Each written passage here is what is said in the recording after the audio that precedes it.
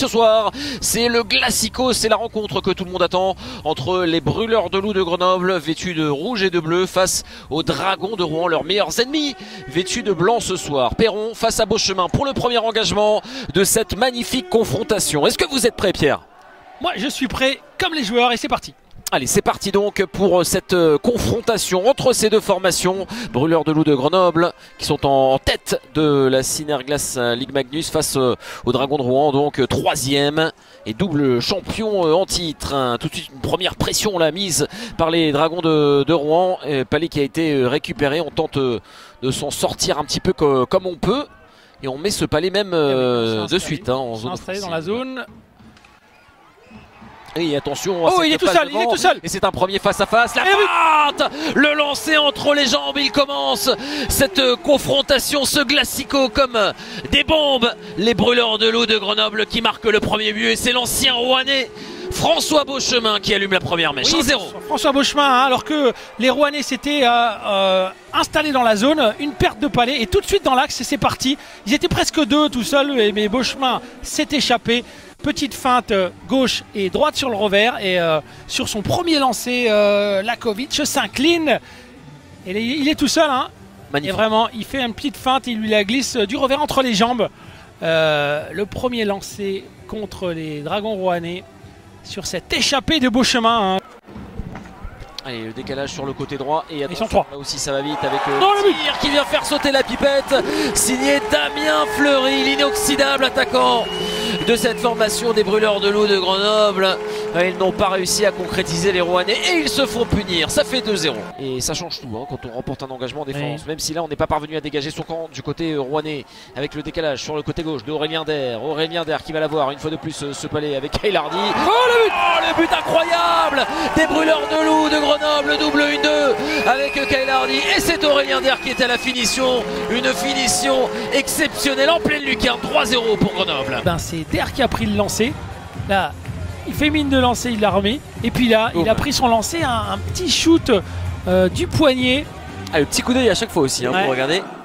Tout en zone défensive. Et attention à cette longue passe. François Beauchemin, justement, face à Daubeuf.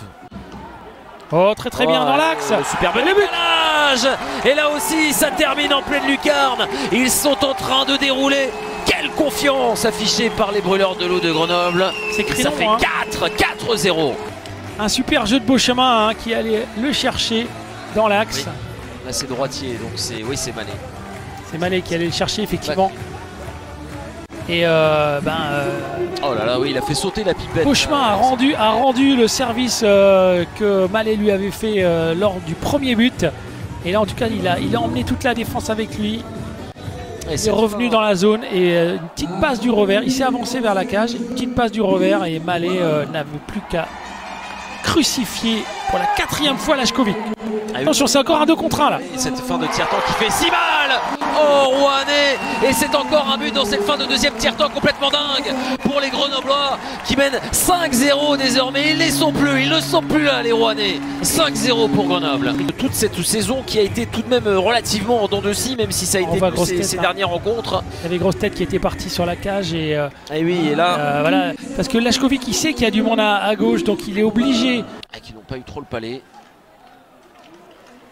Il déroule là, les Grenoblois. Attention avec Boivin, l'accélération sur le côté droit. Boivin, la passe au deuxième. Oh, la réussite d'un champion, la réussite d'un leader au classement des meilleurs pointeurs. C'est Christophe Boivin qui vient tromper Richard et qui porte l'avance à 6 buts de Grenoble face à Rouen. Et oui, ce match qui est en train de tourner à la correction. Entre les jambes, là on voit, il est là, il s'est infiltré. Et le Palais qui est dévié par le pauvre Lindelof qui Rouen n'a pas eu la réussite offensive.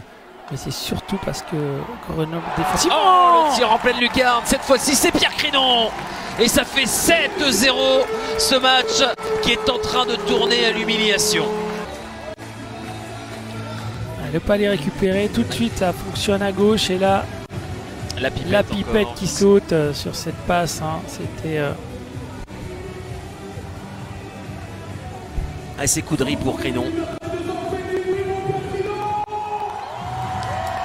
Il y a eu la perte de Daniel Glad très rapidement. Oui, c'est vrai que ça a pu jouer aussi. Hein. Et attention, attention. 2 contre 1. Oh, c'est Breton, c'est Mallet qui vient trouver une nouvelle fois l'ouverture. 8-0 Grenoble face à Rouen. Non, vous ne rêvez pas. Les Grenoblois sont au-dessus. Ils sont en train de planer sur Pôle Sud.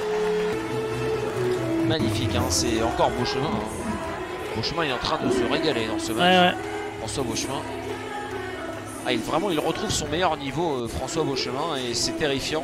3 des meilleurs, des 3.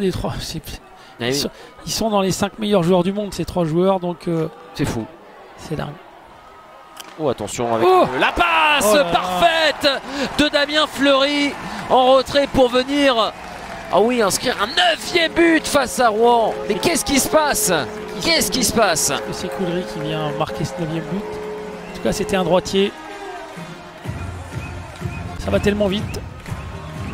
Ça va vite, oui, ça va beaucoup trop vite hein, pour des Rouennais qui sont dépassés dans cette rencontre. 9-0, oui. Et c'est Aurélien Der encore, hein, c'est un doublé pour lui. Il avait marqué en supériorité numérique Aurélien Der.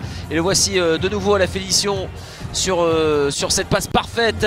Et que dire de cette finition magnifique au ras du poteau pour Aurélien Der qui était dans une position idéale.